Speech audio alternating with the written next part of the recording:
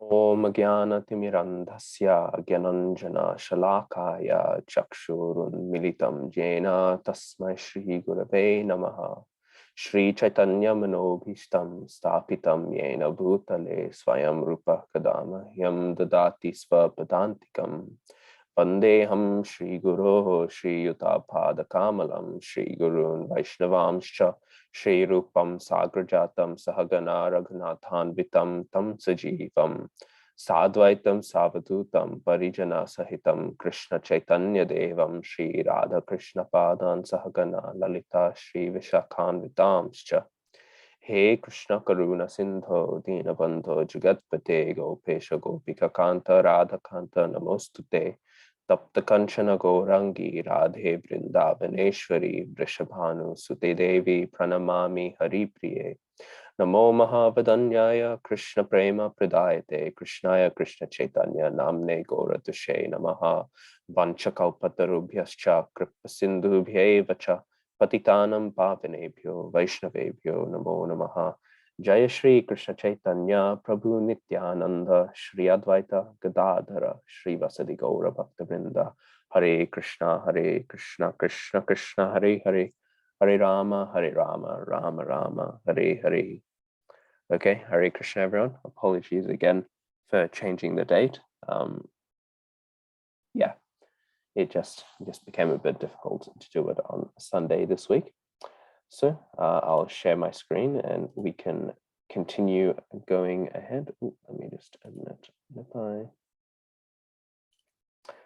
Okay, so resuming on from last week, can we remember what we covered in chapter 7? We began chapter 7. Does anyone, not from last week, from 2 weeks ago, can anyone tell me what did we cover? What had we established by the end of last week? We've spent the first half recapping the first 6 chapters. Don't worry, I won't make you do that again. But then in the second half, we discussed the beginning of chapter 7. I don't know how many of you take big notes, but what are some main points from your notes?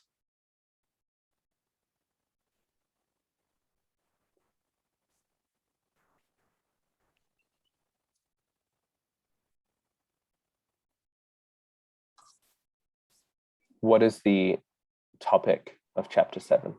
I've got it right here. It's knowledge of the absolute, right? And how is it knowledge of the absolute? So Lord Krishna is insisting about hearing Prabhu here, about Tatshrunu. Without hearing, we cannot understand the transcendental knowledge. So you have beautifully explained the importance of hearing. And then, so you have broken down this chapter like different chapters from 7 to 12. So 7 and 8 are discussing about the Jnana, and 9th chapter is discussing about the Vijnana. 10 and 11 chapters are discussing about the both, and 12th chapter is about the pure bhakti. So in that you have mentioned 2 different points, like phenomenal knowledge and numinous, like the sweetness of the Lord. And from the text 5 onwards, in the 7th chapter, it is started explaining about the different energies of the Lord, internal energy and the external energy, and then marginal energy, how Jivas are the marginal energies. And then in the point of the external energy, like how the gross elements, various gross elements and subtle elements, which are separated from the Lord, that points we have discussed, Prabhu. Jai, thank you very much. That's a very good summary of what we've discussed so far. So, as Mataji so nicely shared, I can't even remember all of those points. So, Mataji's nicely shared how we were discussing about the nature, right, of the knowledge of the absolute. Krishna, he's now informing about the nature of himself. He's giving an understanding of that knowledge, right? It's almost like in chapter 4. In chapter 4, when Krishna, he starts beginning to discuss the nature of himself in chapter 7 that is starting to explode out. And what is this information that he's discussing, right? So I think we got somewhere up to around like text 6, I think, because there were lots of questions about the nature of the energies, which is fair enough, right? And we'll hopefully be having more questions on that as we get deeper into the discussion of Shaktis, of energies and all in the 7th chapter. So continuing along then, we discussed, as Mataji pointed out, phenomenal and numinous, jnana and vijnana, right? There's abstract knowledge, and then there is realization. There is realized knowledge, that is jnana versus vijnana, right? So, and as we were saying, jnana refers to that which is with opulence, getting the philosophy down, the technicalities and everything. Vijnana is the sweetness of the Lord. To realize the Lord truly is to love him. And that's why we hear in text 3, right? Out of many thousands among men, one may endeavor for perfection. And of those who have achieved perfection, hardly one knows me in truth. Does anyone remember from reading this chapter what example Srila Prabhupada gives in the purport?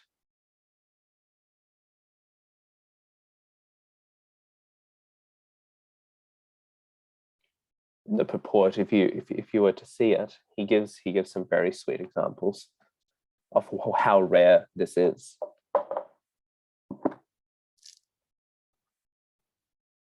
How rare it is that anyone strives for perfection, right? How rare it is that anyone meets it, right? And of those who are perfect,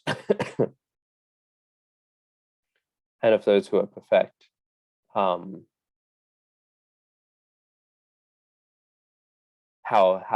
high are those who actually know Krishna in truth? He gives the example of Mother Jashoda, right? Because of course, among men here just means among anyone, right?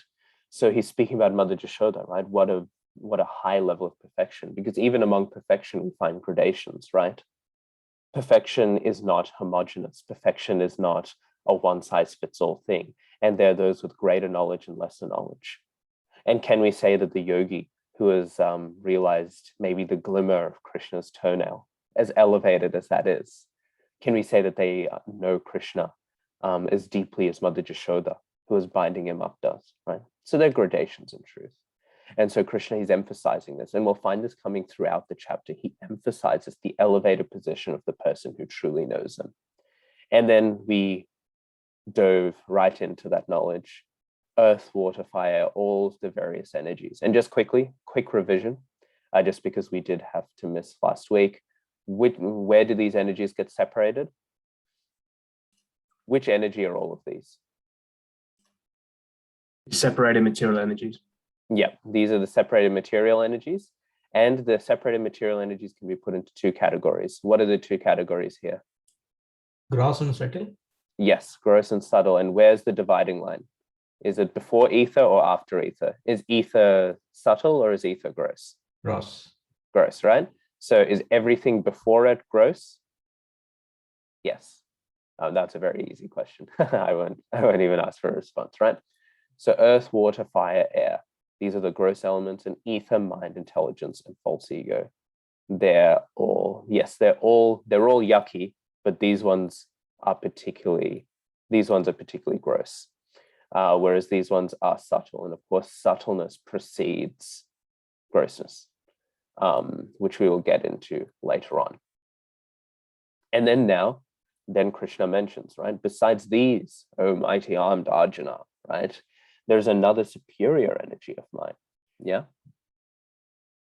Which compromises the living entities who are exploiting the resources of this material inferior nature. This is one of your memory shlokas. So just to clarify the point, please, we've all been a little traumatized after our shloka tests.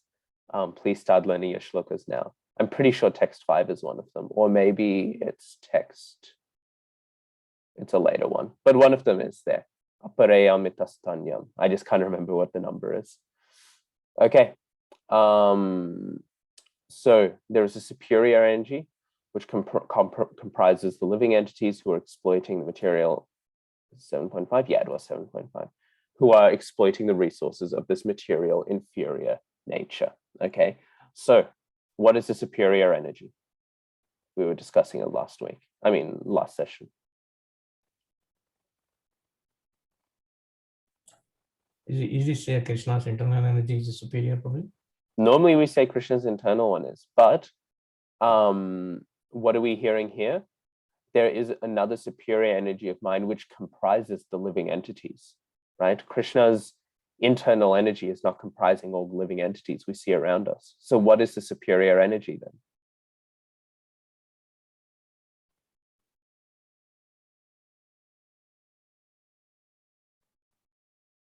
Yes, Shrikanta Senaprabhu is correct at pointing at himself. It's all the jivas, all the souls, right?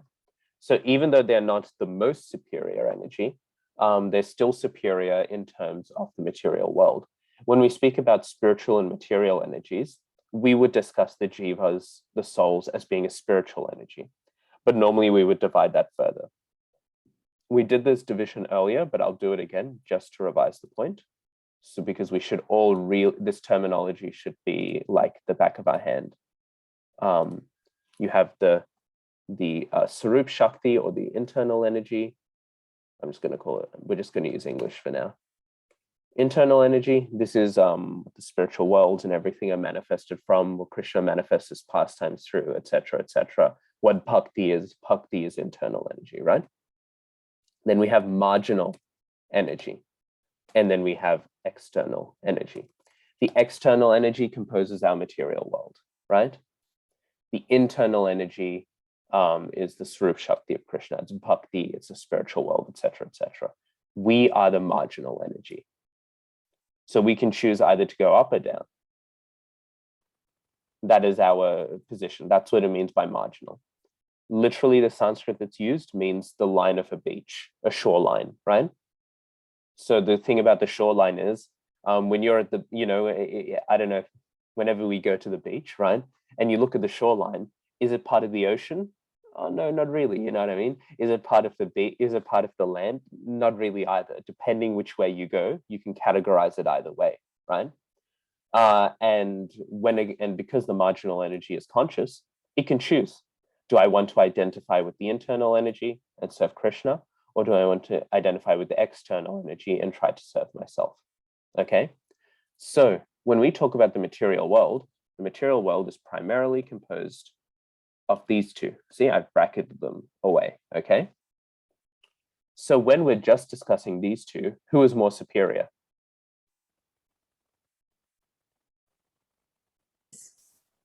Is it as a living entities? Yeah, the living entities. So that's why Krishna can say there is a superior energy of mind, right? Because when we're discussing the material world, this marginal energy is superior to the external energy. Because again, remember when we were discussing the three doers, right?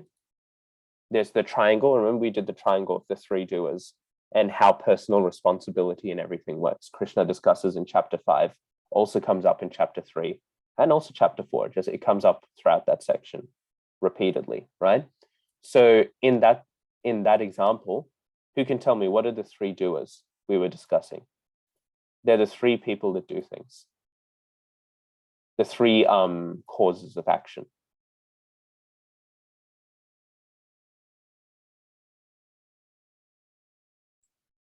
So there was us, like the jivas, the living entities, and then material nature, so prakriti, and Lord Krishna, who's like the sanctioner. Yeah. So the living entities would be the marginal energy, right? They would be, like, that wasn't a trick question, right? So the marginal energy are the jivas, which is us, right? And then the external energy would be the three modes, right? Or prakriti, or however you want to say it, right? So if we remember the relationship that these two had, in what sense are the three modes a doer? The three modes are the doer in the sense that they reciprocate the desire of the marginal energy. But do the three modes do anything independent of the jiva's desire? Do the three modes actually ever desire? No, right? So the three modes are dead without the jivas. And that's why Krishna also says everything is composed of these two energies. because the three modes don't do anything without the higher energy. So the marginal potency is essential to the material world running, right? Because it's providing the desires. It's actually described in Srimad Bhagavatam. And this is maybe, as I say, this is maybe a bit more of an honors sort of thing, but it's described, Brahma. Brahma is actually described as being the samasti jiva. He is the collective jiva. Because when Brahma is born, we all know Brahma, he's born from the lotus, right? And that lotus is effulgent. It's described in Srimad Bhagavatam actually that it's effulgent because it's filled with all of the jivas. And actually all the jivas are present in Brahma's body when Brahma is creating the universe, right? Why is this the case?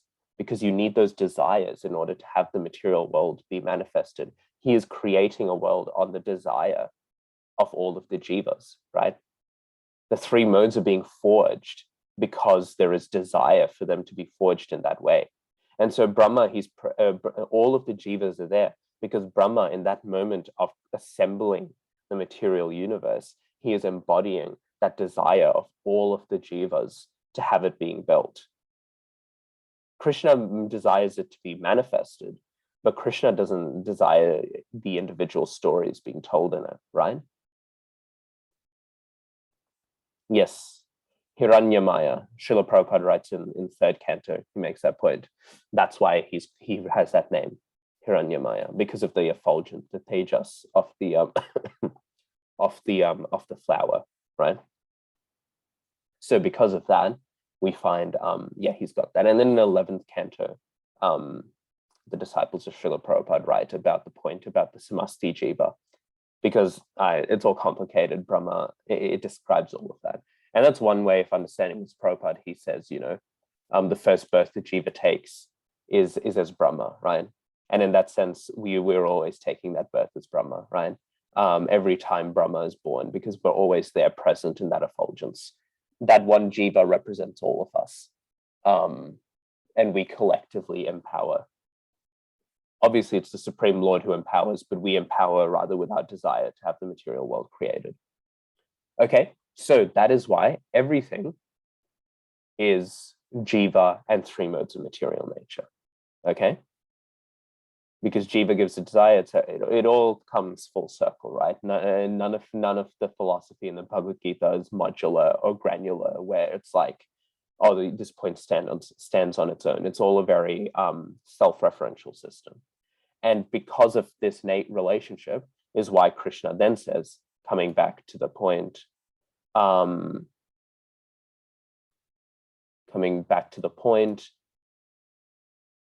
Krishna then says, all of this composes the material, all of this composes this world, right? So this is what we've heard. Now in text 6, we hear all created beings have their source in these two natures, for all of the reasons we've already described. Of all that is material and all that is spiritual in this world, know for certain that I am both the origin and the dissolution. Okay, so Krishna, he's established, he's making a maximal argument, right? He's saying, so everything that exists is either one of these two, right? Everything that exists is one of these two energies. And they are all found in me and they are dissolved in me. The dissolution can't refer to spiritual things. Well, okay, that's a good question. The dissolution does not refer to spiritual things, but it also doesn't refer to material things either. It's not that the material world ceases to exist. This is a very, I don't know, I do know why we get that sort of idea, because we speak about creation and everything, and we think of linear time, right? We hear creation, we hear it's dependent on Krishna. So we think the material world at one point didn't exist and then Krishna created it, right? He could just turn off emanations of the Jivas. That's basically what he does. And that's also what he does for the material world. But I'm trying to make the point that when it says dissolution, it doesn't mean destruction, right? I mean, even in Genesis, right, which isn't like the famous creation from nothing story, right? Even there, it says, in the beginning, God created the heavens and the earth. But then it talks about how God's face is over the water. There's already something there that he's that the world's been created out of, right? It's actually, it would be interesting. I haven't done the research, but it'd be interesting to see where exactly we start getting this idea of creating out of radically nothing. But the traditional view all around the world is that material nature is eternal, right? It's dependent on Krishna because it's an energy of Krishna, but it is eternal. At no point does the material world stop existing. But what does happen is Krishna unmanifests it. So it's there, but it's in a dormant state. He's zipped it up, right? He's put it into storage. So when we speak about dissolution, we mean it's not being actively engaged with. And the same thing with the Jivas, right? So when we speak about the origin, when we speak about, I'll do the dissolution first. When we speak about the dissolution, it's not a destruction. It's just a storing away. So all the Jivas go into a deep sleep. All of material nature becomes unmanifest and it all gets hidden away. And then the origin happens where Krishna remanifests it. Krishna, in the form of Vishnu, manifests material nature again, and he inserts all the souls into the material nature, and then they agitate it to get it to move, right? Again, it's the same thing, right? It's the agitation of the Jivas. Like material nature is nothing without the Jivas. Once you remove the Jivas, it may as well be unmanifest, right? So you've got this point. Mrigang Prabhu's offered to take notes on screen. I'm happy to do that. If you want to share onto the screen, go ahead. Yeah, so saying the Jivas. Yeah, but that's in one sense. But in another sense, Krishna is also, in a more meaningful sense, the origin, because all of that energy comes from Krishna, right? Krishna is the source of all of that. So he's the origin in the sense that he's the one manifesting it, but he's also the source where all those energies come from. Okay, so what have we heard here? Krishna in chapter 6, we hear that he is both the creator and the destroyer. What do we hear in text 7?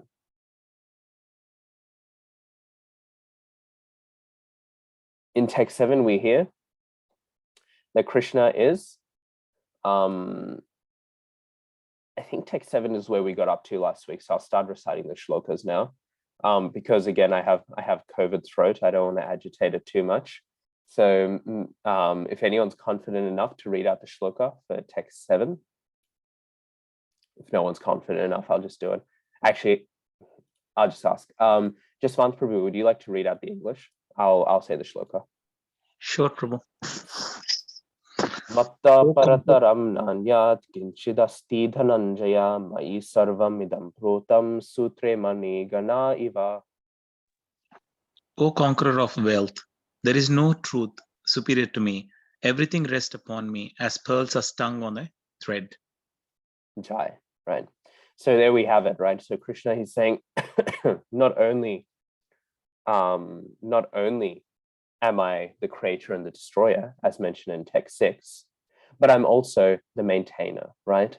Everything, I'm the source of everything.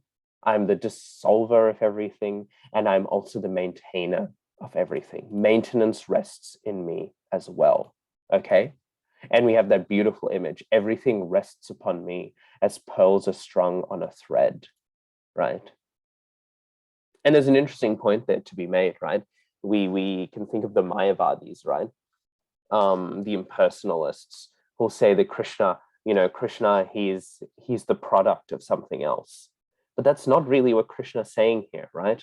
Krishna's not really saying, oh, I am based upon the impersonal Brahman like everything else. He's not saying I am a pearl on the thread, right? He's saying that everything else are the pearls and I am the thread. So it just it's a good demonstration, and it's a demonstration we'll continue to hear throughout this chapter, because to have an understanding of Krishna is essential, and Krishna is glorifying it throughout this chapter, because this chapter is called Knowledge of the Absolute. So Krishna, he's saying he is the maintainer, but he's also the foundation of everything. Krishna is quite literally the ontological sort of ground of reality, right? It's almost like the earth we stand on, right? Everything we do is based on the earth. If you take away the earth from underneath our feet, nothing that we do matters anymore, right? We can't do anything anymore. Krishna is like that. He is the ground of reality, right? It's like the pearls on the thread. Without the thread, the necklace doesn't exist anymore. You can take some pearls, move them around, but without the thread, the necklace doesn't exist, right? So we have to understand that Krishna, he is the ground of reality. And therefore, sometimes people ask, why is Krishna blue, right? Now, we might struggle to see the relationship between those two statements, but people will say, why is Krishna blue? But if we give a reason, suddenly that reason becomes the ground of reality. Suddenly that reason becomes the thread tying all the pearls together, right? Krishna is the last fact. When we go through all the series of facts in the world, this and then this and then that and then that, ultimately all facts get resolved in Krishna. Does that make sense? If we say that the reason why Krishna is blue is because XYZ, right? Insert speculation here, right? Then suddenly that reason becomes more supreme than Krishna. Yes, Alex is correct. It does not defeat, Mrigank made a mistake. It does not defeat the Mayavadi conception. It destroys the Mayavadi conception. Good point, Alex. But the point is that every series of facts we have ultimately will be grounded in Krishna. And if we then say, oh, for this reason, Krishna is blue, suddenly Krishna is grounded in that fact, right? And that means Krishna is a pearl on that fact thread, right? But Krishna is the thread, right? I hope that's not too abstract and philosophical for everyone. The point is that you can't appeal to anything higher than Krishna. Krishna is the ultimate appeal. Krishna is the ultimate foundation. Krishna is the ultimate standard. So why is he blue? Because he just is, right? And of course, we can then speak about why he just is blue. It's because that blue is the most beautiful color. But why is it? Because it is. We reach a point where where we can't appeal to a higher principle because there is no higher principle than Krishna. That point can sometimes seem dogmatic to people, but it's actually very philosophically dense. I just don't want to get further into it because, you know, philosophy of that density is not really for everyone's tastes.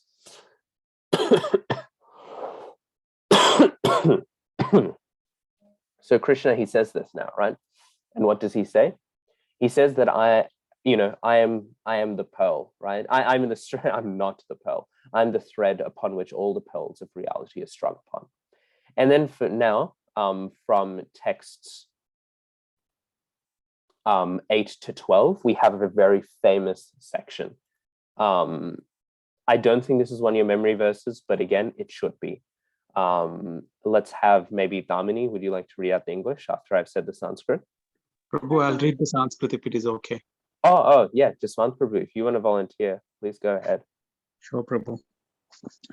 Rasoham apsu kaunteya prabhasmi shashi suryayo pranava sarva vedeshu shabdakhe paurusham rishu.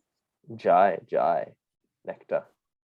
O son of Kunti, I am the taste of water, the light of the sun and the moon, the syllable Om in the Vedic mantras. I am the sound in either and ability in man. Jai. So this is Krishna now, he's demonstrating this, right? He's illustrating the point that all reality are pearls strung upon the thread that he is, okay? And so he starts giving examples, right? I am the taste of water, the light of the sun and the moon. And these texts are nice.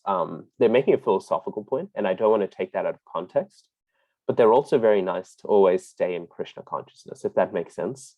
Rasoham apsukamteya is such a famous thing. Like, I think about it every time I have a cup of water, right? But even deeper than that, we can also think of, prabhasmi shashi surya yoho, right? The light of whenever we go out and we feel the soft, or maybe the not so soft, seeing as we're in Australia, sunlight on our skins, right? The warmth of that, we can think, right? This is what Krishna is describing himself as when we feel the soothing coolness of the moon's light, right? All of these things. Just as a little side note, these are wonderful reminders of Krishna all the time, right? But what is the point that Krishna is making here? Krishna is actually making a philosophical point. Does anyone want to guess, not guess, or try to infer, right? What is the point that he's making? What is the relationship of taste to water, of light to the sun? It's the essence, isn't it? Krishna's saying It's the essence. Exactly, right? The salient factor, right? So when we drink water, it is the taste that most fundamentally appeals, right? It is the taste that most fundamentally gives it its value, that gives its potency, right? Of course, that's very anthropocentric. It's very much oriented around the human experience, but Krishna is speaking to humans, right? So one might say, oh, well, you know, scientifically speaking, it's not the point of the sun to shine light or whatever. But we're talking about the experience of humans when interacting with these things, right? And in that sense, it is the point, right? When we are thirsty and we drink water, we appreciate that taste. You know that feeling when you're genuinely thirsty and nothing tastes better than water? You know, like Fanta and Sprite and apple juice and whatever, like they're nice, but when you're thirsty, you want that raw taste of water, right? And that is what Krishna is. It's also very poetic. I think it's one of those things that's very profound without even thinking deeply about it. When we just think of that feeling of drinking water and being satisfied by water, that is what Krishna is, right? You know, that real radical feeling of satisfaction, of sustenance, of stability that we get from something as simple as drinking water. Krishna is the ultimate fulfillment of that. I think it's pretty, right? But Krishna is making the point, right? What do we appreciate about water? It is the taste. What about the sun and the moon, right? The sun, the light of the sun, it warms, and the light of the moon, it cools. Now you might say that the light of the moon doesn't cool. In our experience, it does, right? We're talking about how it feels like to be a human, right? So the light of both of these, they are the efficient part, right? Would we care about the sun if it did not shine its light, right? I don't think so, right? And so that's the essential aspect of the sun.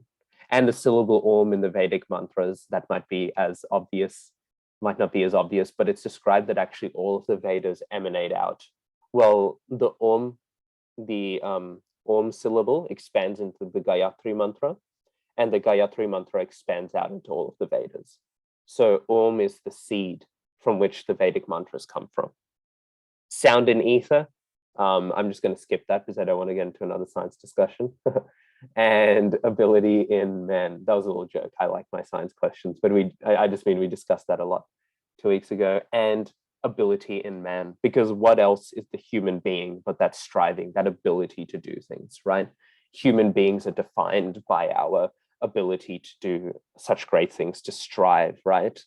The means by which humans can become great, the means by which humans can express their humanity is by their ability to do things, right? Whether those things are incredible self-discipline and, you know, building hospitals, or if they're, you know, destroying the environment.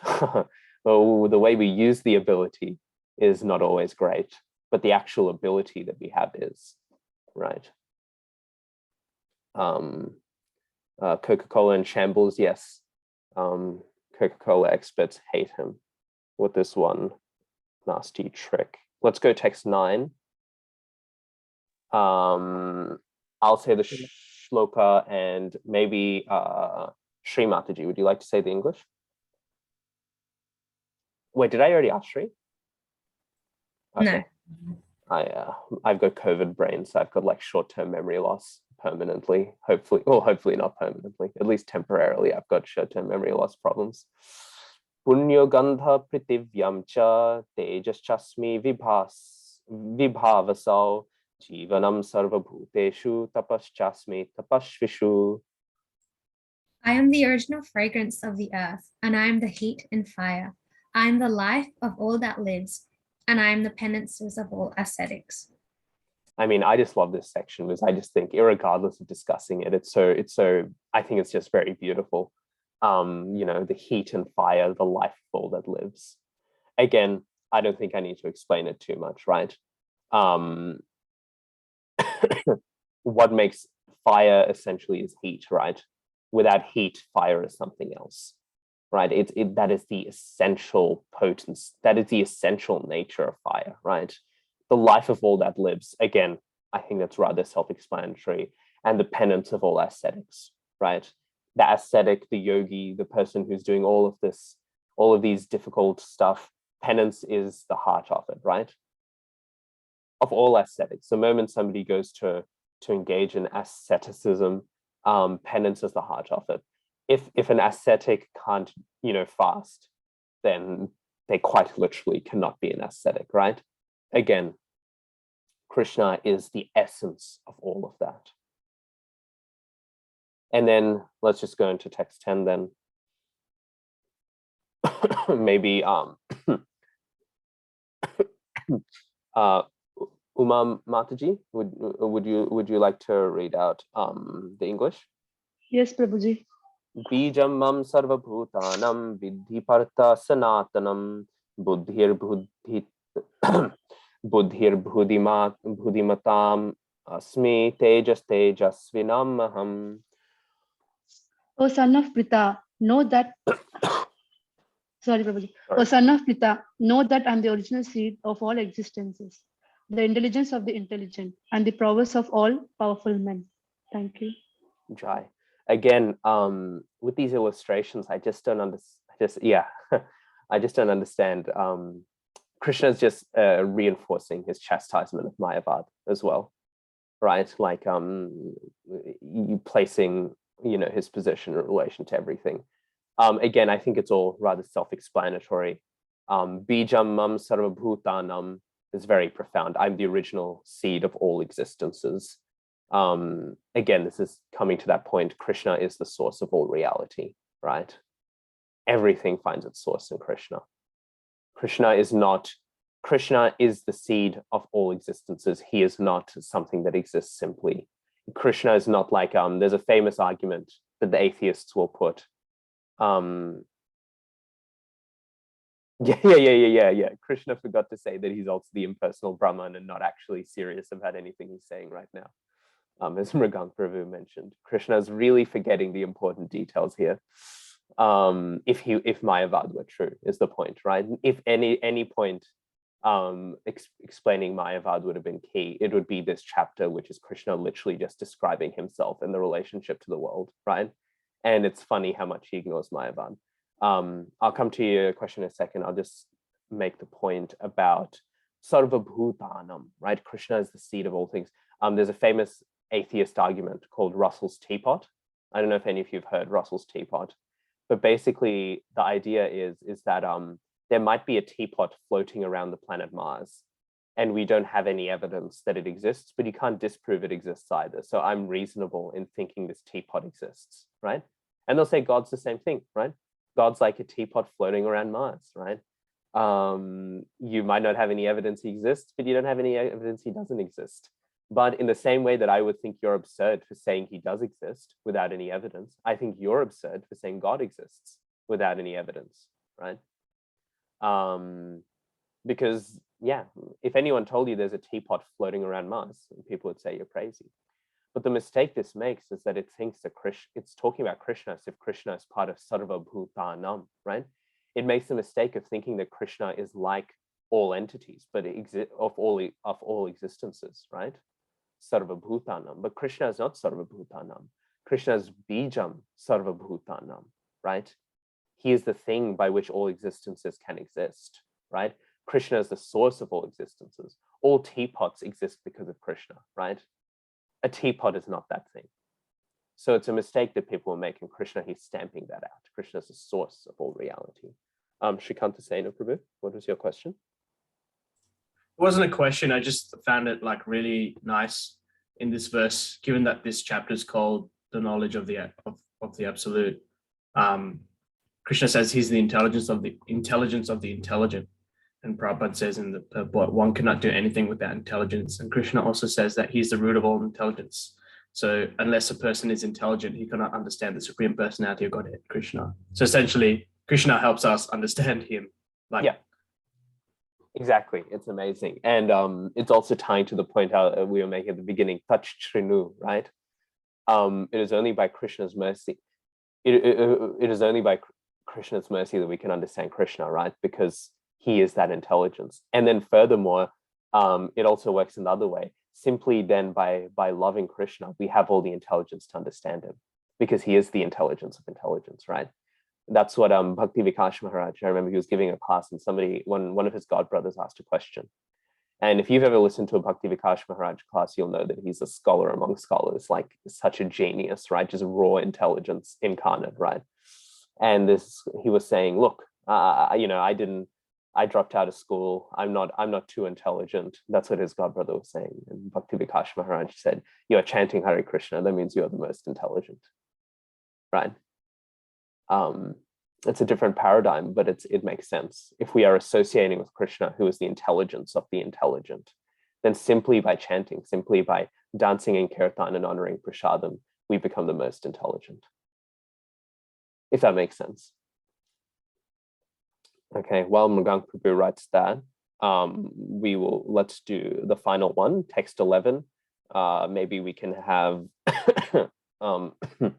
Vignaraj, would you like to read out the English? Sure, Prabhu, can someone else do it? Yeah, for sure. Maybe Bhakti-gītā Mataji, would you like to read out the English? Yep, I can do that, Prabhu. Also, if I ask anyone to read it out twice, please say no, just because I like to have as many people read out as possible in a session. But yeah, as I said, short-term memory loss for today. Balam balavatam chaham kamaraga vivarjitam dharma viruddho bhuteshu kamusmi bharatarshabha. I am the strength of the strong, devoid of passion and desire. I am sex life, which is not contrary to religious principles. O Lord of the Bharatas, Arjuna. And so again, Krishna, thank you. He's finishing making his point now, right? I am the strength of the strong, self-explanatory, right? Devoid of passion and desire. I am sex life, which is not contrary to religious principles, O Lord of the Bharatas. What's interesting is this one Krishna qualifies, right? So he qualifies that I'm this potency, but I'm also positive, right? We hear about the positivity of Krishna here. Krishna is saying, I am that essence of everything. I am that essence of everything, but I am that essence in a positive way, right? Because I'm the strength of the strong, which is devoid of passion and desire. I am sex life, which is not contrary to religious principles. Yeah, Alex is saying that kamaha literally means lust. It can also mean sex life, and in the context of being discussed against religious principles, contextually it makes sense. You know what I mean? People aren't normally desiring after chocolate against religious principles, if you get what I mean, right? But also not only that, but also the reason why. Let me regroup my thoughts. The reason why I think the rendering of sex life makes more sense is because sex life is actually an essential thing. Society does not exist without regulated sex life, if that makes sense. So because we hear,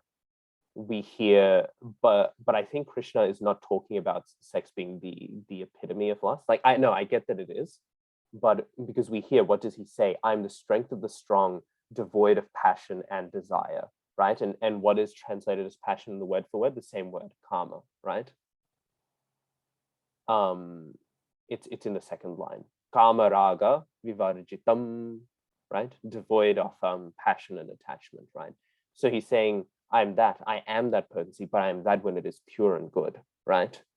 So Krishna is not just the essence, but he is the good essence of everything.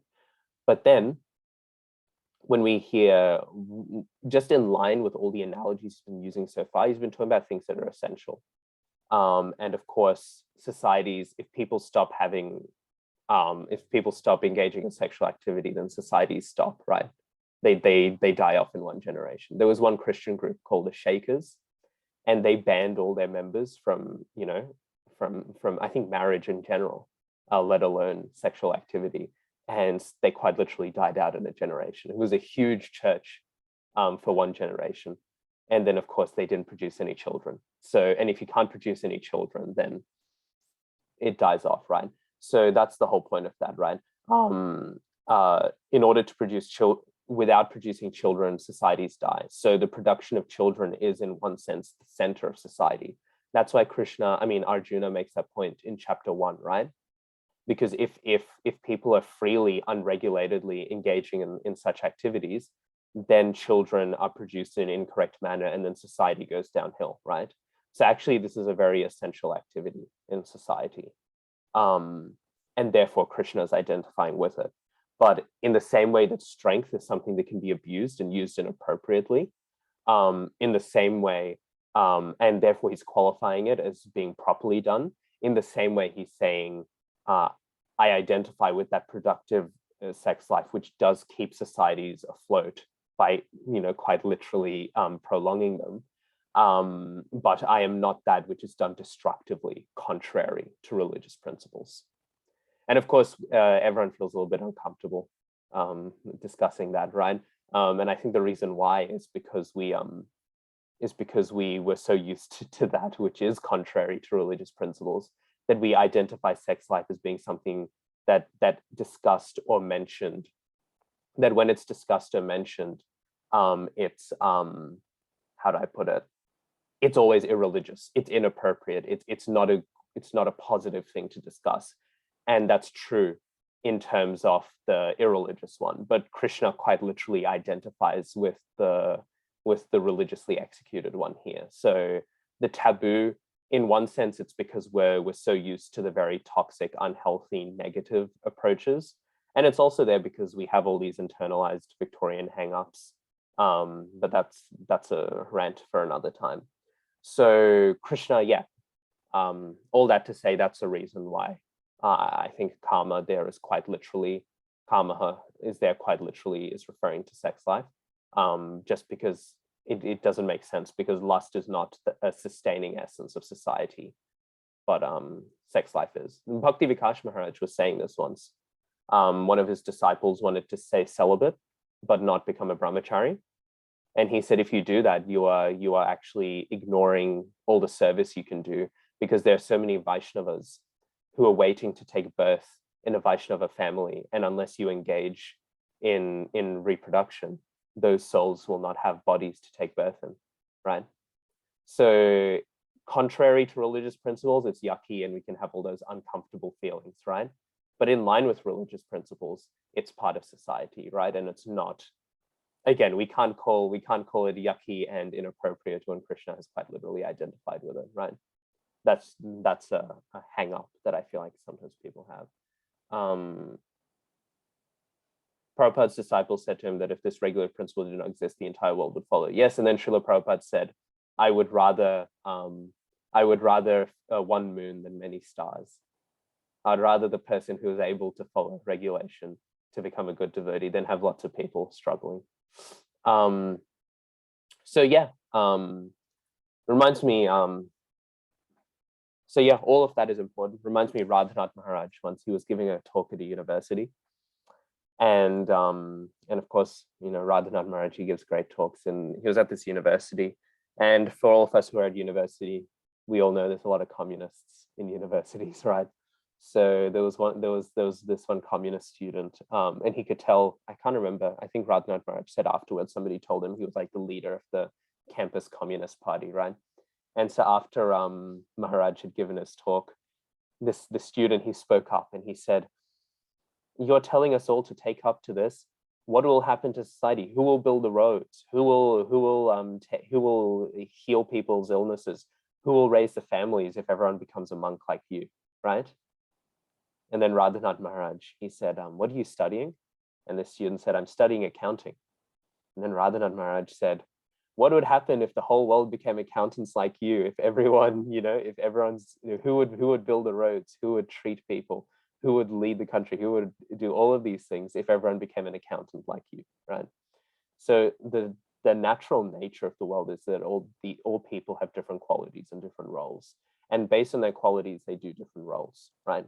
So sex life, which is not contrary to religious principles, for a sannyasi and brahmachari is non-existent. But for a grihastha, it does exist. And how do I put it? Executed properly, it's a productive and good thing, and etc., etc., etc., right? It's not something that's inherently yucky. And I'm just stressing that point because I feel like sometimes we do build up that attitude that it's something that's inherently gross and yucky, but that is not Krishna consciousness.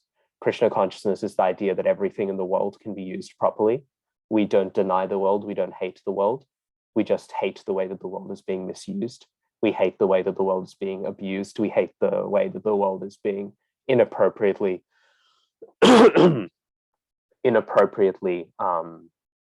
utilized, right? So there is nothing that is necessarily inherently ugly, right? It just needs to be used appropriately. And if we label something as wrong and inappropriate in an absolute sense, obviously in implementation, it often can be, but in an absolute sense, we're not following Krishna conscious philosophy. So yeah, I was just saying that because just wanted to make that point, because I'm sure a few people feel awkward when they read when they read Krishna saying this sort of stuff, if that makes sense. Okay. So before we continue, actually, let's do text 12 and then let's have a break. We'll come back, we'll discuss Achintya Bheda Bheda Tattva, so saving the hardest philosophy for the second half, and then we'll have an activity. I'll see you all in 5 minutes. Apologies again for my lower energy levels. Okay, Hare Krishna. Hare Krishna. Hey, is text 12 part of the same section as, like, I've got 8 to 12. Is that 8 to 12 or 8 to 11? Oh, so I mentioned 12 as part of the same section. Krishna does stop listing things. Krishna isn't listing things anymore. Okay. But Krishna just philosophically establishes, like, he restates his case. So he said he's used all these nice analogies, and now he's explicitly saying the philosophy in 12. Is okay. My understanding. Some people break it off at 11, but you'll never get consensus on anything. That's fine. I was just making sure I've written what you wanted me to. Yeah, no, that's good. I think that's fine. Okay, Hari, see you in 5. So I will recite text 12, and then let us have Alex. Would you like to read out the English?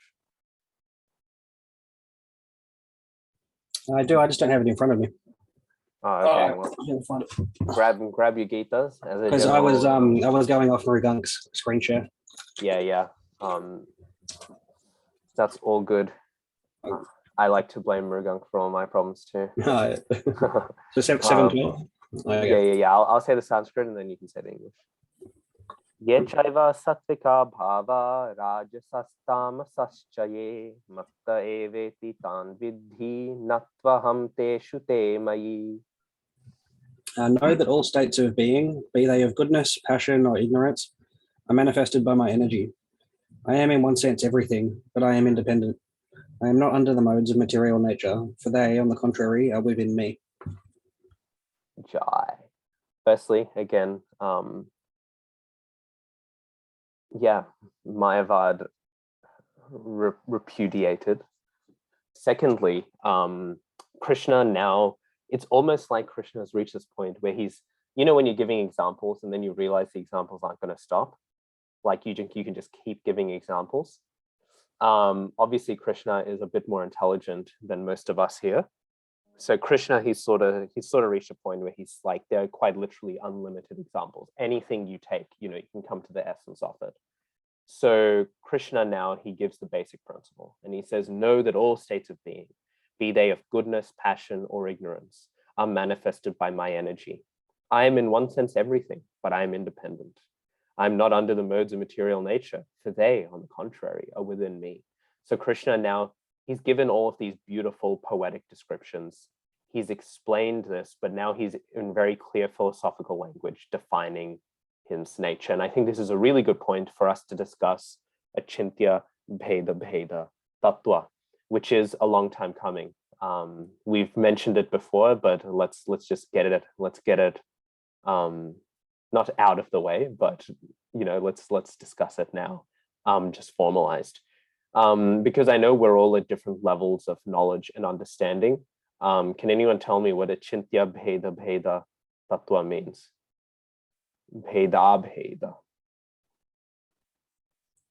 Is it simultaneously oneness and different? It's oneness and difference, but achintya doesn't mean simultaneous. It's unimaginable. Yes, inconceivable, unimaginable. So group effort, we've got it. Inconceivable. We always say oneness and difference, and so I'm not correcting you on that because that's how I've heard I've never heard a devotee say difference and oneness, but technically that's what it says because bheda means difference. Actually, yeah, I just realized that then because my whole life I say oneness and difference, but technically in the word order, it actually says difference first. It says difference and then non-difference. So why are we discussing this? The way that the Supreme Lord, relates to the material, relates to the world, right? The relationship that he has to the world is understood differently by all the different schools. You might remember when I went on that long rant about the history of the parampara, right? I was dividing up all the different sampradayas, right? The four main sampradayas. Maybe you don't remember. I feel like that was a bit of a more historically overwhelming lesson, right? But what defines each one of those different branches is they all have a different central core philosophy to understand how the Supreme Lord relates to the world. Now, all of them understand in different ways, and they're all very intelligent systems. Obviously, I like Achintya Bheda the most, right? Because I think it sort of does away with some of the issue in the sense that it does refer to an almost central mystery to it. There is a certain level where we struggle to grasp it, right? And so what is it? Bheda, we can find the most extreme form of Bheda is who? Does anyone know which philosopher taught the most intense form of difference?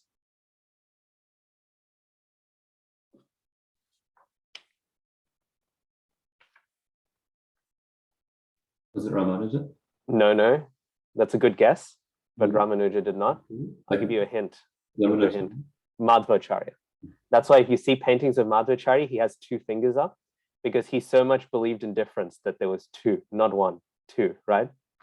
If we looked on, I'm pretty sure on Wikipedia, the painting of Madhvacharya has that, but you'll often see it in paintings of Madhvacharya. He's there with a two, right? Madhvacharya said that there is a gap between the Supreme Lord, the Jivas, and the material world, and that gap will never be crossed. Nothing can cross that gap. I'm slightly oversimplifying because obviously this is a whole complex philosophical school. I do want to flag that, right? I'm going to oversimplify everything I'm saying now. Nothing I'll say is wrong, but somebody will be like, oh, technically not. I'm just trying to give everyone a rough idea, okay? And then of course, which school has the most non-difference? I think we can all guess which acharya taught the most non-difference. We discussed this in the, yep. Shankaracharya? Yes, Shankaracharya. So Shankaracharya taught the most non-difference. In general, we accept Shankaracharya, but we tend not to engage. And in terms of engage, we tend to not incorporate the philosophy of his followers too much, right? Bhaktivinoda Thakur discusses this at length.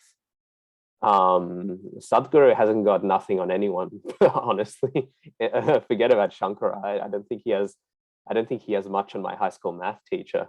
But anyways, so we have these two views, right? And then we have a whole lot of views in the middle, right? So then we have Ramanujacharya, who has Vishishtadvaita, qualified, that we are qualified aspects of the one Lord, right? Then you have Vallabhacharya with Shuddha Dvaita, which I don't fully get yet, so I'm not even going to try and pitch it.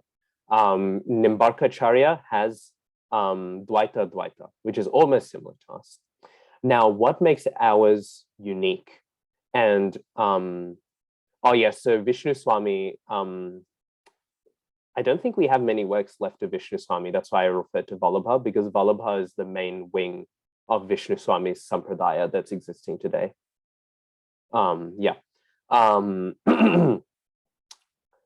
What was I saying? So what makes ours unique, right? I don't want to go and define all the different viewpoints because it's not necessary for us to know. It's something interesting. If any of you do want to know, I can recommend some books written by devotees that help you go through all the different philosophies.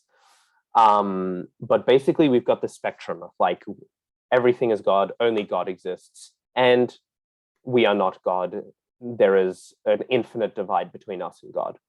And Krishna is, Krishna, he is speaking now. What is he saying? I'm in one sense everything, but I'm also independent.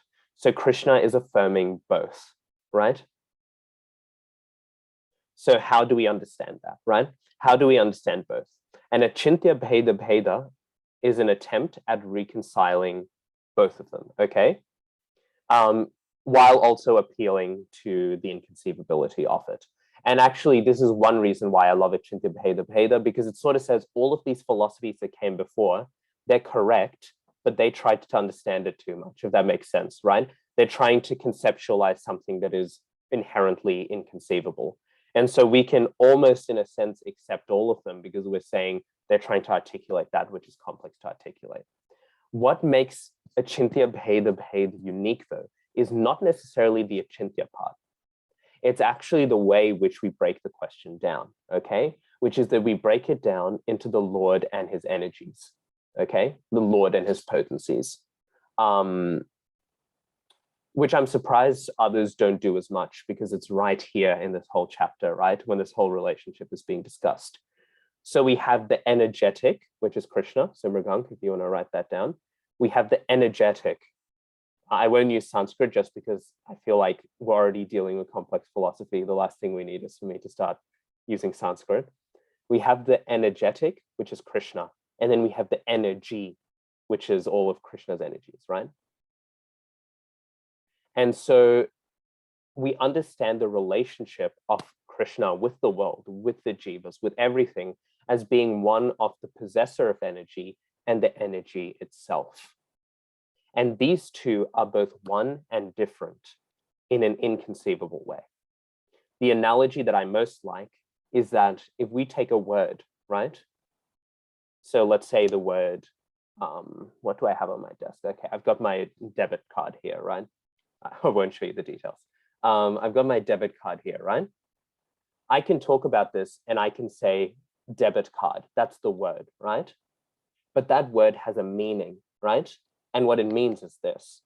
So what is the relationship between a word and what it means? Now, that might cause a few headaches. I want it to cause headaches. If you just think about this, you'll get a better understanding of what we're talking about when we say the energetic and the energy. Because the word is what carries the energy of meaning, right? So the word is what is generating that meaning. But the meaning itself is also inherently part of the word, but it's also separate to the word. If we think about that, the word and its meaning. That is the relationship of the energetic to the energy. Krishna is the word, the energy is the meaning.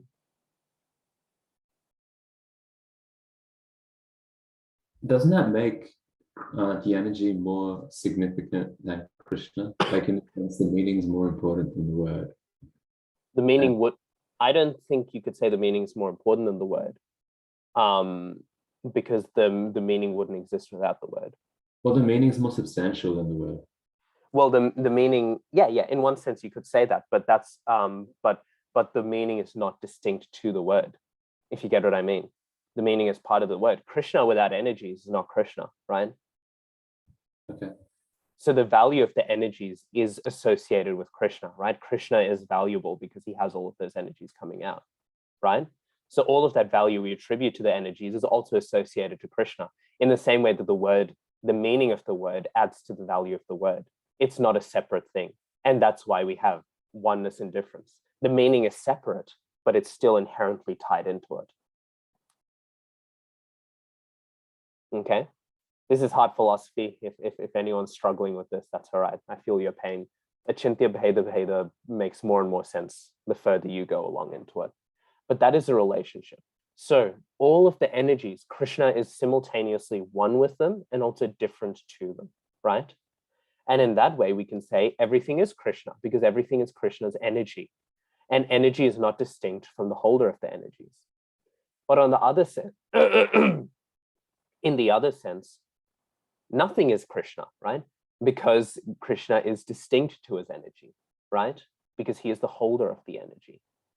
So this is how we reconcile it. And so we say all the other philosophers, they were correct, but they were trying to break down this relationship, which inherently is to a degree achintya, right? It's not achintya in the sense that we can't say anything about it, right? It's not achintya in that sense at all, but it's achintya in the sense that there's a certain mystery in the heart of it. Okay, does that make sense? Are there any questions? Because that is a bit rough. Yes, Prabhu. Yes, yes. Prabhu, then if we were to explain it, like understand it in another way, like in a mathematical way, that all the energies sum totals to Krishna as the Krishna, who is the word for the meaning, which are the energies. So this is how he is represented or come out as Krishna, while energies are the kind of sum total of it, in the sense that there's nothing which is left out. All those energies put together constitutes to a beauty which the word, which describes them as Krishna. Does it make sense, Prabhu, or I gone into it sort of a... I think I'm getting what you're saying. If you're saying if we add all the energies up, it becomes Krishna, that's not correct. But I'm not sure if that's what you were saying or not. Yeah, probably like in a mathematical way. That's what's like all the energies sum total is like the word and the meaning, like the meaning describes the word in its entirety. So can we also say that all the energies combined together sort of it's difficult to use the word describe, but here is like all of them put together is Krishna. No, we can't say that because the meaning of the word is still distinct to the word, right? It's there is a distinction there. At no point is the Shakti, at no point does the energy become the source of the energies. Prabhupada uses the example of the power plant and electricity, right? In one sense, wherever we are experiencing electricity, we are experiencing the power plant. But at no point is the electricity the power plant. Do you get what I mean? That would be another example, quite literally, of energies, right? The power plant is generating power and it's got electricity in it. And that electricity is an expansion, is it, right? Like I am connected to the power plant by the fact that I have electricity running through my room. But at no point would I ever say if I add up all the electricity, I get a power plant. There is a fundamental difference between the source of the energies and the energies themselves. Energies do not appear on their own. Energies come from a source, and Krishna is the source. Krishna never becomes the energy, right? And the energy never becomes Krishna. Because there is Bheda, right? There is Bheda. There is division. There is duality. But it is a duality that's not a pure, it's not a complete duality. There's also a Bheda, non-duality. In the same way that where does the line between the power point, where does the line between the electricity and the power plant, where do we draw that? You know what I mean? Prabhu, it's a little bit difficult to, like we say that the energies have That's why we say existed. achintya. It is a little difficult. Yeah, that energies have always existed. They are in a way kind of bheda from that perspective, that they are distinct. They always existed. They have always existed. So no kind of new ones are being created in the sense that they have always existed. And then there is Krishna, which is kind of the source of those energies.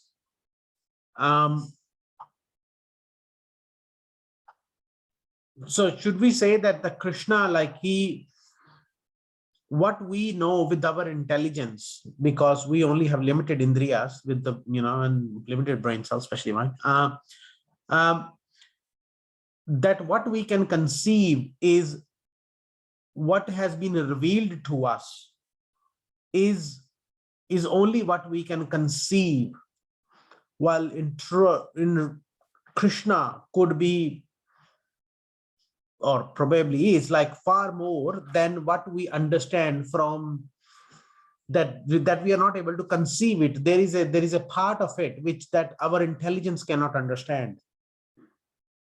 So mathematical equation does not really apply, because there is some kind of an X variable there, in the sense that Krishna is more true than just the energies. And that X is something which is beyond human intelligence. I'm just struggling with the equation of strongly equating Krishna with his energies. The whole point is that you can't equate them, right? They are each other. But because sorry, Prabhu, I was okay. The root of my question came from the word and the meaning, and what I took an assumption is the meaning describes the word in its entirety. And that's where I said that we if the Krishna is the word and energies are the kind of meaning, then the meanings describe the word in its entirety, and hence in some way mathematical, like no, the whole point of that analogy is the relationship that a word has with its meaning. It's not necessarily the function that a word has with its meaning, right? It's not that they have the same function, it's just the same relationship. Okay. Do you get what I mean? It's exactly what Krishna's already said, heat and the fire, right? It's the same relationship. Okay. Yeah. You know what I mean? Heat and fire, word and its meaning, the power plant and electricity, right? All of those things, they're having that same sort of relationship where they are one with that energy, but they're also distinct. And so that's Krishna with the energies. I feel, Prabhu, there's a lot more manan which is required than just a sort of a. Yeah. No, that's what I said. It's a difficult. It's like anyone who's already understood it. Anyone who's already understood it, we need to be patient with them because they haven't understood it yet, right? So yeah. So don't worry. If you're not understanding it, you're halfway there. It takes a while to mull over. Reflect over and read Prabhupada's books and all. It'll start clicking. That's why I'm sort of flagging. Don't worry if you don't fully grasp it yet. It is complex philosophy, but we do need to establish it now so that you're aware of it. It kind of makes sense on surface that it is, yes, inconceivable, and yet it is conceivable. From that perspective, like from Achintya Bheda, from intelligence perspective, it kind of makes sense. Because nothing else would otherwise, because you will find holes in your own theories. The fact that inconceivable aspect is there gives you the comfort that it's okay, if you do not understand, like there is, but you understand that it is understandable anyway. Have I gone in like a yo-yo land? I'll be honest, Prabhu, you've slightly lost me. Okay, Prabhu, let's move on, because okay, I think it's a complex, like we all process information in a different way, especially when it comes to things that, we are trying to understand what is inherently ununderstandable. And for somebody like me who haven't really given a much deeper thought to it, and I'm just trying to bear, Yeah, it's manana time for all of us, like even me, right? I wouldn't say I have nididhyasanam of Achintya Bheda. So yeah, just reflect on it. And yeah, eventually it'll start making more sense. How do I put it? Like I'm not saying we won't go deeper into it. We will, But what I'm saying is, for now, I feel like we should just, just wrestle on this, just digest it a bit, if you get what I mean. Yeah. It's digestion time. But yeah, no. So all of those things, I mean, quite literally what Krishna said here is a Chinta Veda Veda in a sense, right? What is the relationship of strength to the strong, right? Except, of course, just to mess around with you, the strong would be the owner of the energy and the strength is the energy. So Krishna is identifying with the energy in those relationships. But so in one sense, it's different. But those analogies can be used out of context in order to back that up. What is the relationship of intelligence to the intelligent man, right? The intelligence is the potency and the intelligent man is the holder of it, right? So all of these relationships, the word and its meaning, the taste of water, light of the sun, heat of fire, these are all energies and they're energy bearers. And then that's the relationship of Krishna to all his energies. And we are one of those energies, but we are tiny little sparks of the marginal energy, right? Yeah. With the ocean droplet in the, I get what you mean, that it like it makes sense, but then it also can lead to Mayavad. Maybe if it's drops of oil in the ocean or something, we would that would work better, because then you don't dissolve back into the ocean. But yeah, no, it's one of those things where analogies can help, but they can also hurt. If you get what I mean. Okay, well, hopefully we're all confused. If we're not, hurry. That's either a really good sign or a really bad sign. Hopefully it's the good sign, where we're not confused because we're already masters of Jiva Goswami. And as I said, I like to think Jiva Goswami is very merciful by using the word achintya, because he's letting us think, okay, this is a little hard to get our heads around. We will come back to this. I just don't want to dwell on it too much. I just wanted to sort of propose it so it's on our radar. We'll come back around to this later on. But I just feel the need to clarify that, because otherwise we're talking about the Lord relating to the world and everything. We should understand what we're saying when we're having those discussions, right? Okay. If the, sorry, I just need to clear my throat.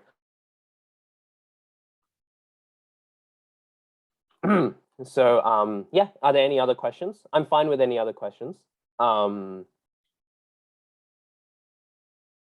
Otherwise, we'll keep on going. Can I ask a slightly related but unrelated one? Yeah. You can just say this is not related, but I feel like this philosophy is quite dense.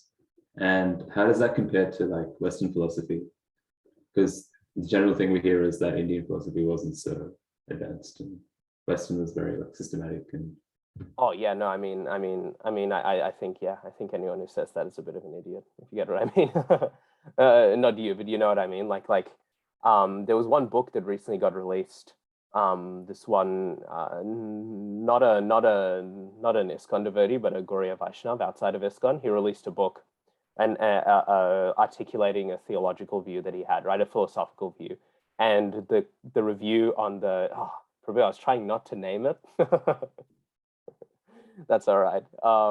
Just this is a bit controversial of a book, but I read one review about it, and I loved that review, because the review was saying that this shows that even though one might be willing to, even though also I just got Taran Prabhu's joke. That's the irony. Your comment is Bheda Bheda. It's related and unrelated.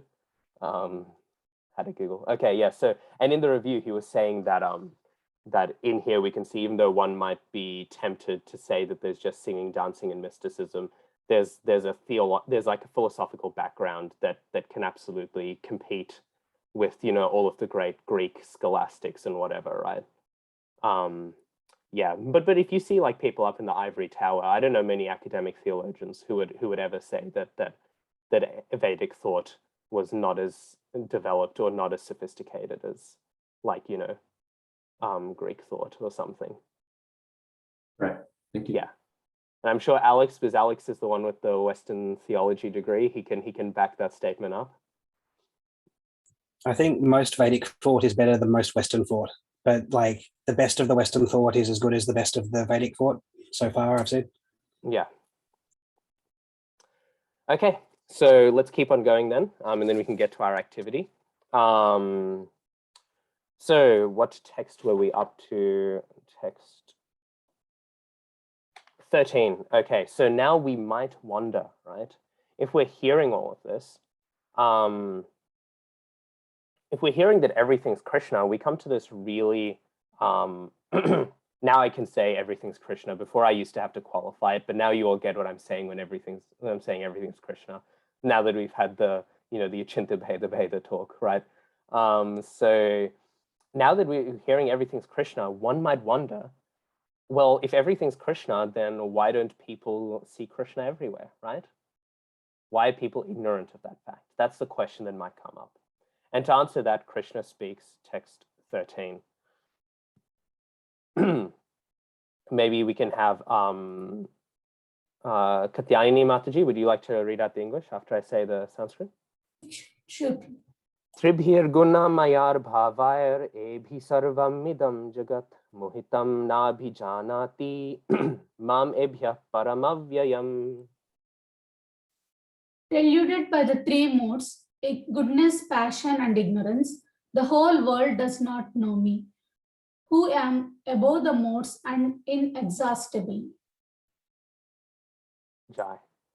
So what is Krishna saying? Krishna is saying, when people are deluded by the three modes, they don't know Krishna, right? Because Krishna is above the three modes. And I'm going to go straight to text 14 because I think text 14 explains this point even more.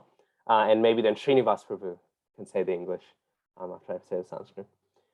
Daivi hyesha guna mayi mamma maya duratyaya mameva ye prapadyante maya metam tarantite. Translation: the divine energy of mind, consisting of the three modes of material nature, is difficult to overcome, but those who have surrendered unto me can easily cross beyond me. Thank you, Prabhuji. Jai. So Krishna is making the point that if one becomes bewildered by the three modes of material nature, what happens? Text, okay, 327. Let's see who remembers from the shloka text, right? Prakrite kriyamana ni. What comes next? Who can tell me?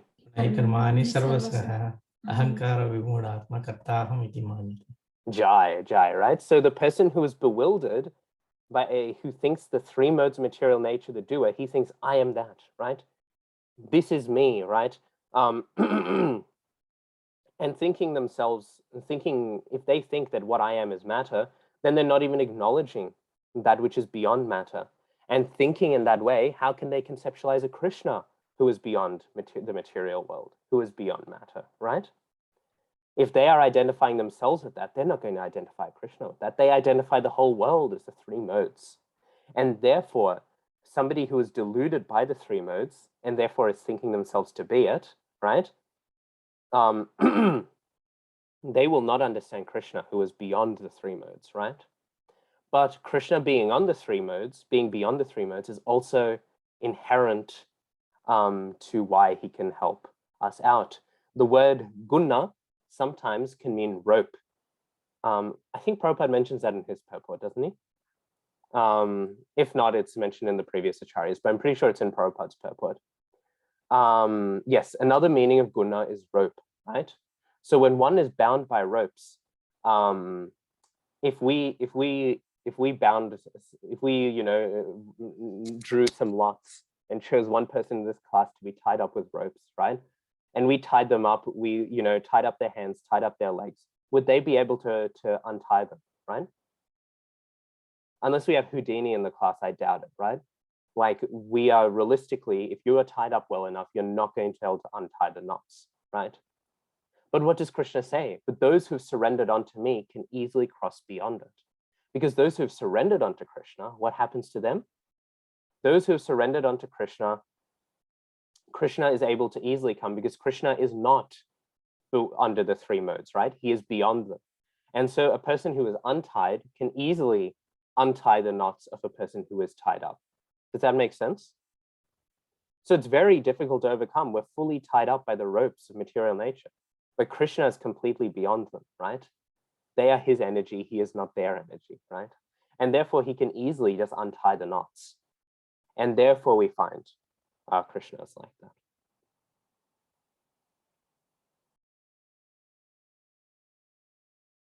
And what does he say? Ma'ameva, right? Again, he doesn't say he who surrenders onto the divine impersonal effulgence within me. He says Ma'ameva, right? Now we might say if surrender to Krishna frees one from material nature, from birth and death, why doesn't everyone surrender? Especially the learned, right? Especially those who know well, why don't they surrender? And that ties into our activity. So today, texts 15 and 16 are very, very famous. And I want us to, we're going to do this activity for the rest of the session today, because I want this to be stuck in our minds because it may or may not be in the test. Text 15 to 16 describe those who surrender to Krishna and those who do not surrender to Krishna, okay? We'll split into two groups. One group will do those who do surrender, and the other group will do those who do not surrender. Now, I know it's not so fun to do dramas and stuff when you're like, when it's on Zoom, but I remember having to do mine over Zoom, so you're going to have to do yours as well. So one group, you'll do a drama, like do a little skit, right? Of like the 4 different people who don't surrender to Krishna. And so you'll have each one, you know, each person will act that out, right? And then the other group, you'll have to do a skit of the 4 people who do surrender to Krishna, okay? I'll tell you which group you're in when the breakout rooms start. Does that make sense? You'll have 15 minutes to do it. So just make it like literally like a 2-3 minute thing. I'm happy to go 1 or 2 minutes over time for that, if it's fine for your stunning performances. But I do want to give you 15 minutes so you have appropriate time to read and prepare. Okay, so we'll break out into 2 groups. Is that clear? Does anyone have any questions? No questions? Okay, because we've got a smaller group today, that works better. More breakout rooms, 2 breakout rooms, create. Oh, somebody left. They definitely did not want to do this. Change. Hare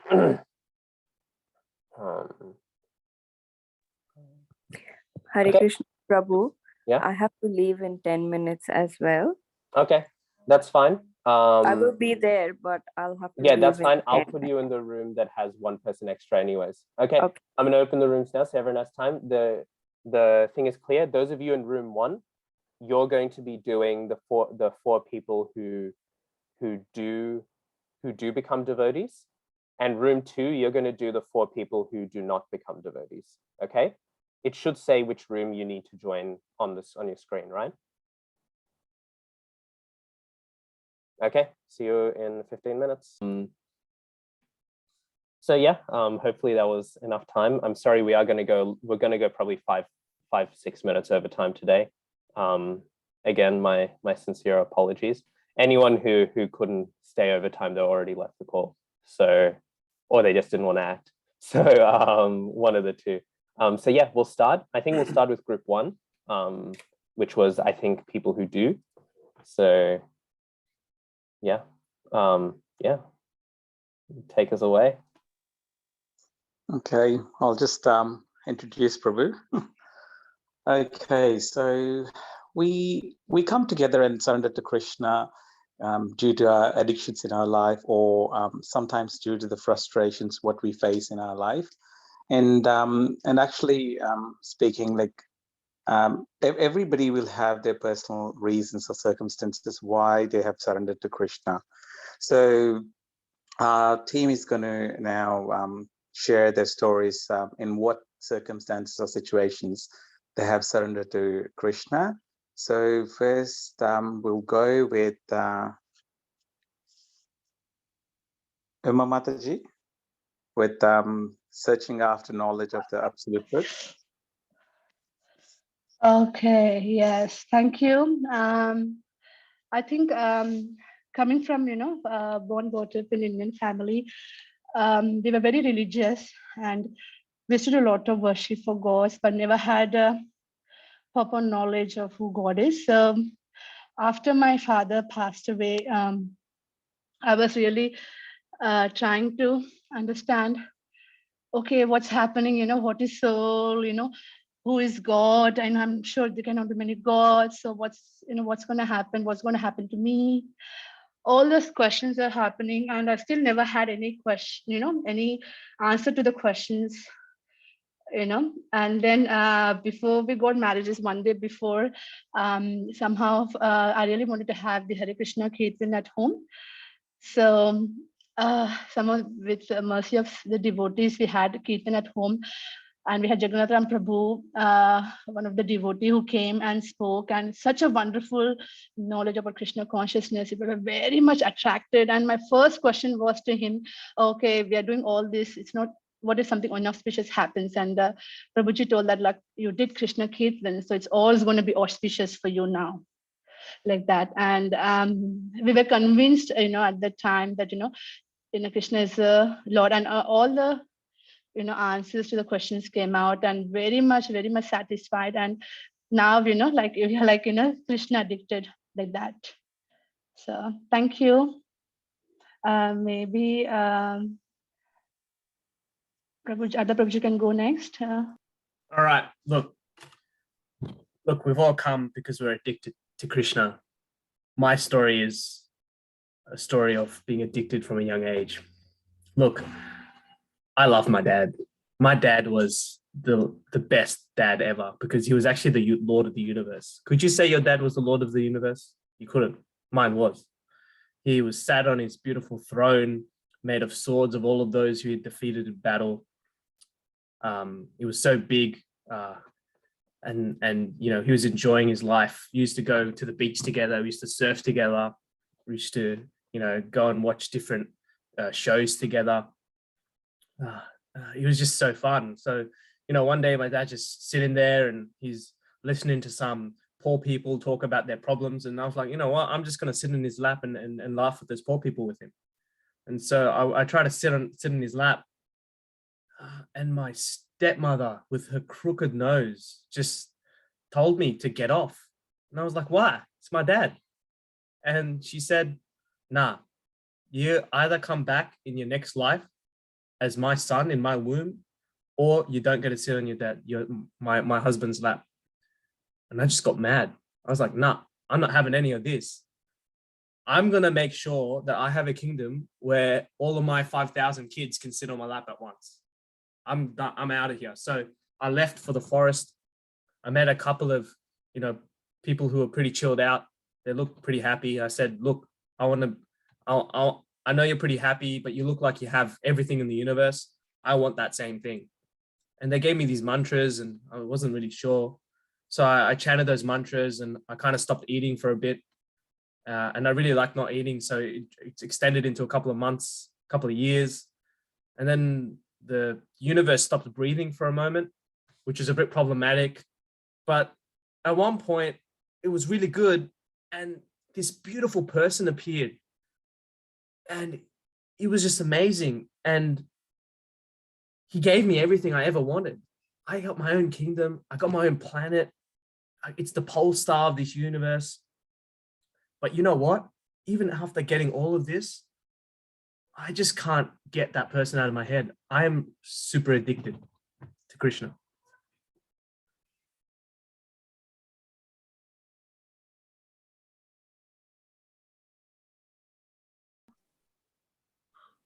All right, I guess it's my turn. Hi, everyone. My name is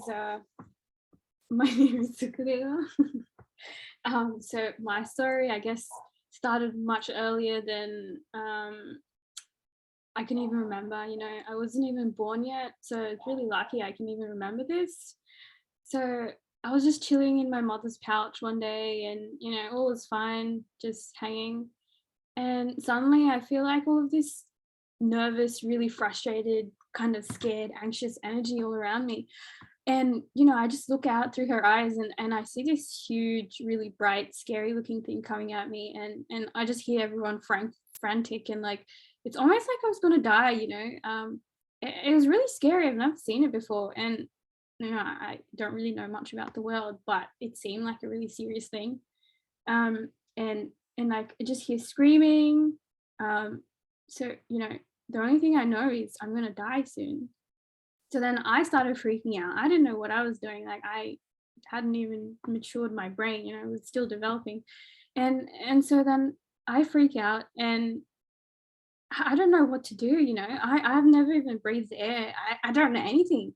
And then I see this really shiny thing come inside my hanging space. It was a really small space, and this thing it's like in the same space. I don't even know where it came from, but I just look closer and it's like so bright and almost blue. And just paying attention, he was kind of protecting me from this really shiny, sparkly, scary looking thing. And all I know is that he saved me that day. I'm only alive because of him.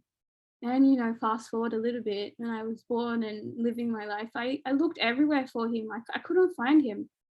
And just everything I do, everywhere I go, I was looking for him, that really pretty blue person. And finally I found him. And I once I saw him in real life with my own eyes, I couldn't leave him. I couldn't let him go, and I found out his name was Krishna, and I've been a Krishna addict ever since. Okay, so I'm Alex, and I'm addicted to Krishna. I'll admit it up front. When I grew up, I was very, very rich. I had lots of money, but I wasn't happy. I was very empty inside. And one day when I was like 19 or so, I had a vision of Jesus, and because he's the cultural guy around here who, if you can have a vision of God, it's probably him. And he told me to read the Bible and do what it says. So I read what it says, and it says, stop worrying about what you're going to wear and what you're going to eat. Stop worrying about whether you're going to have enough money or whatever, and just follow me and I'll take you to my Father. So I was like, all right. And I tried it out, and I didn't have any food. Like I ate very sporadic meals, maybe once every 2 days, but I was much more happy. But I was still like, where is your Father? Like, yeah, life is getting better. I'm much more hungry, but I am more happy, but I'm more hungry. But like, that was the key thing. I'm hungry. Like you said, don't worry. Where is this food? Jesus says that your Father will provide food from heaven if you follow me. And, so while I'm walking through Yusid one day, the monks from the temple come along, and they're like, and I start talking about random Advaita stuff in Sanskrit, and they're like, oh, you seem to know a bit, come along to the temple. So I came, and that was the nicest food I've ever tasted. And I didn't have to pay for it ever. And it happened like twice a week. And I was like, oh, Jesus, you weren't kidding. Like, if I just quit the corporate lifestyle, be hungry for however long, you'll bring me to your Father and his glorious food. And the food just gets better every time. And there was also singing and dancing. And I was like, sweet. But I still wanted to see like the Father. And all you guys were saying he was Krishna. And I'm like, you guys are just fundamentalists. Like, you're crazy. But I kept going. And the dancing just got better and better and crazier. And I was like, I discovered that George Harrison song where he's like, I really want to see you, my sweet Lord. And I was like, yeah, that's me. When are you going to come? And then a few weeks ago, I finally came to this place where I'm at now, and there's a beautiful icon of Krishna, and he's just so beautiful, and he's blue, and he's dancing and playing his flute. And yeah, it just gets better and better and better. So I'm pretty hooked on Krishna, and it's an addiction that gets worse. It's the tolerance thing. Like, you need more, but it never fails.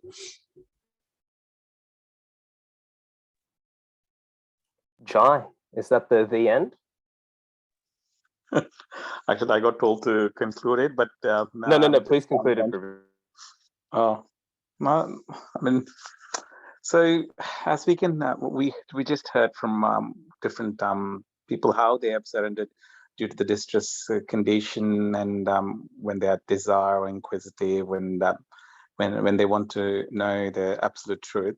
So in all the circumstances, what we can say is like this surrendering or the love for Krishna is the key, and this will bring us or lead us to become the pure devotees of Krishna. Jai, Nectar. I think we all found that funny and enjoyable. Let's all get our clapping reactions, or even I like this one. Okay, Hari, I very much enjoyed that. Next week we'll have to follow up. I'll be very interested into who was which category. I'm not saying that as a negative. I'm just saying at some point I wasn't sure which category you guys were of the 4 people. but yeah. Okay, you were as well. So, but still very fun. Nothing, no upper Siddhanta spoken there. Very nice performance. Yep. Let's go to group 2 then, and then we'll get to go deeper into the philosophy of all of these people next week. Hi, Bol. So we're gonna have a short skit where we're gonna be bringing out the characters of 4 different categories of people that really will not prioritize Krishna in their life, and what those categories are. So the first one is Mudha, the people that are really foolish, and we'll obviously see that through the skit why they are so.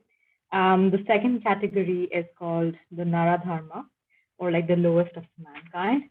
The third one is called the Mayaya Praharta Jnana, so they are the people that are very knowledgeable.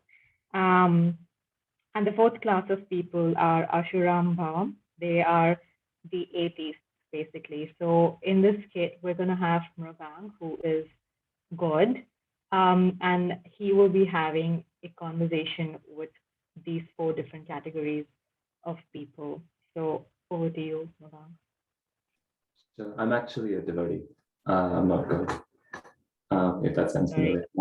I'm actually just a devotee. I'm not trying to be Mahaprabhu or anything. So I was at a party and I ran into Shri, so that's the context. And hey Shri, how are you going? It was nice meeting you today. I was just going to say that you seem to be really into like doing fun things, and I was wondering, we have a temple here in North Sydney if you wanted to come. Yeah, that sounds really nice, but I'm sorry, I really don't have the time. Like, it's so hectic at work, you know, I'm working overtime, and so I just can't make the time to go. That's right. Would you be free next week, maybe? Sorry, same story then, right? It's like I have no time at all. I'm so sorry. Can't prioritize this. Oh, really? Is spirituality something that you're interested in at all? Or? Look, spirituality, it's not really for me right now. I'm just focused on my career and, you know, working. So yeah, maybe later, but definitely not now.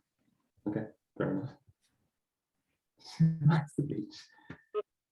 So we could see how she would just not surrender to Krishna and do everything else in life. Then we have the second category, which is the Naradharma, and we're gonna Sevamrita is gonna show how exactly. Hey Seva, I'm Mrugang. I saw your dance just then. It was really nice, you know, depicting Krishna's pastime and everything. I was wondering, you know, we have a festival coming up where we smash like pots of yogurt to celebrate Krishna's appearance, and I was wondering if you'd be free to come.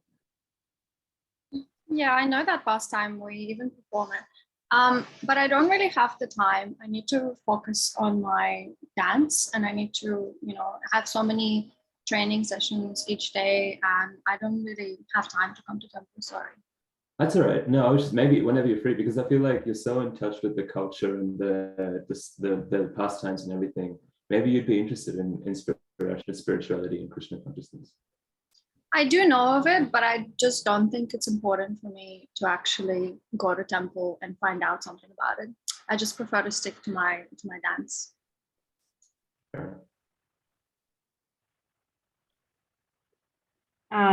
Yeah, so we saw how Seva is really very, very culturally educated, and she is into dancing, but she wouldn't come and dance for Krishna. So she's going to neglect her prime duty of being a human being. Okay, we're going to see the next category of a person who is highly educated. Hey Tarun, how are you? I saw your lecture on, I'm sorry, I was just in a lecture, you were speaking on the Bhagavad-gītā, and you seem really scholarly and well-read. I was wondering, would you like to come to our temple? We're having little kirtan, like you were speaking on Kirtaniya Sadahari. I was wondering if you might want to come check it out. Prabhu, I think you should also study a little bit more, because you know that if you doing kirtan for someone, you know, like a human, you shouldn't. There's no need for any of that. You know, if you believe Krishna is a god, but if he was a god, why is he eating soil? Why does he have wives and have a girlfriend? If he was such a god, then why was he so scared? He was driving a chariot. He could have just blinked an eye and then, just finished off the whole enemy. He didn't do that. Are you trying to say that after all of your education, you don't actually think God exists? Well, that is a separate point. But the thing is, the Krishna is he is just an ordinary human being like us. He has his own problems. So many problems. You look at his life, too many problems, just like we have problems. So I think we need to read in the historical context. Prabhu, maybe you should come and we will study together, and I'll sort of show you, enlighten you. Okay, fair enough. I'll skip, but no, thank you for the offer. So we can see how Tarun Prabhu has a lot of knowledge, but it's influenced by material energy and therefore not attracted to God. We're going to move on to the last category, that is just an atheist, and we'll see how that goes. So Srinivas Prabhu, I like I was trying to say earlier that if you look at the way the world is designed, if you think about like the contingency of the way of the objects of this world and the fact that they don't really explain themselves, but the only way we can have an explanation for why things are the way they are, there has to be a God. Don't you see through all these logical arguments that God has to exist? Well, I don't really believe on God, because every day we see that in our office. There is no way that the God exists in this world at all.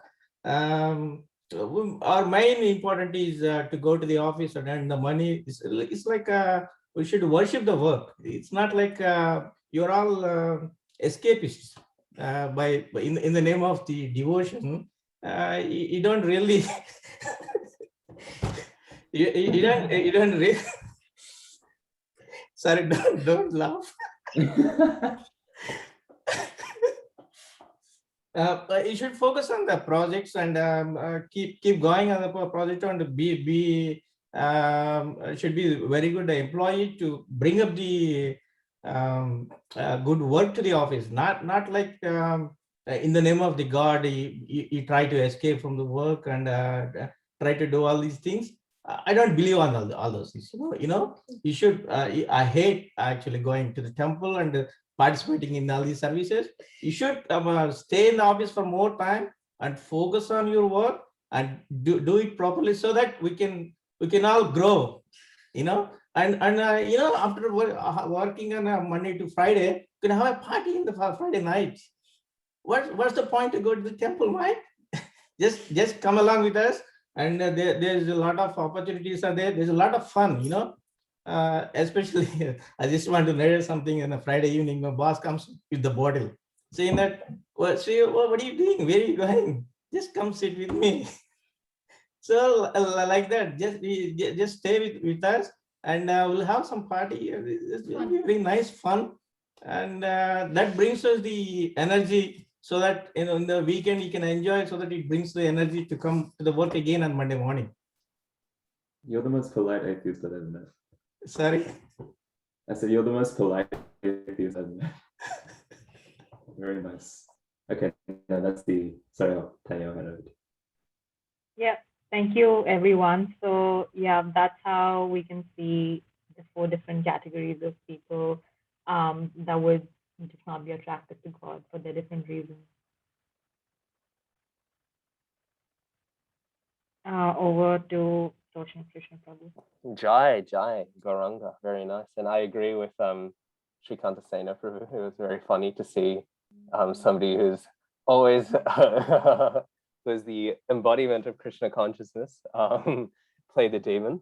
But yeah, okay. Well, I think we'll just wrap up there. Sorry again, this is the 3rd time on record that we've gone over time. So I apologize every time it comes off, but yeah, please just dip, just leave.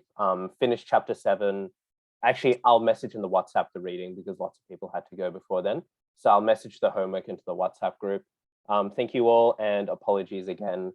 Yeah, as I say, normally we don't go over time. This is the 3rd time this whole time that we've done that. we won't be going over time next week, and hopefully I'll be a bit healthier next week, so I'll have a bit more energy and cognizance of what's going on. Okay. Yeah, please pray for a quick recovery, for a quicker recovery. Okay. Srila Prabhupada ki jai. Vancha kalpatarubhyascha kripa sindhubhyeva cha patitanam pavanebhyo vaishnavebhyo namo namaha. Okay. Hare Krishna. See you all next week. Hare Hare Krishna. Krishna. Hare Krishna. Thank you very much. Hare Krishna.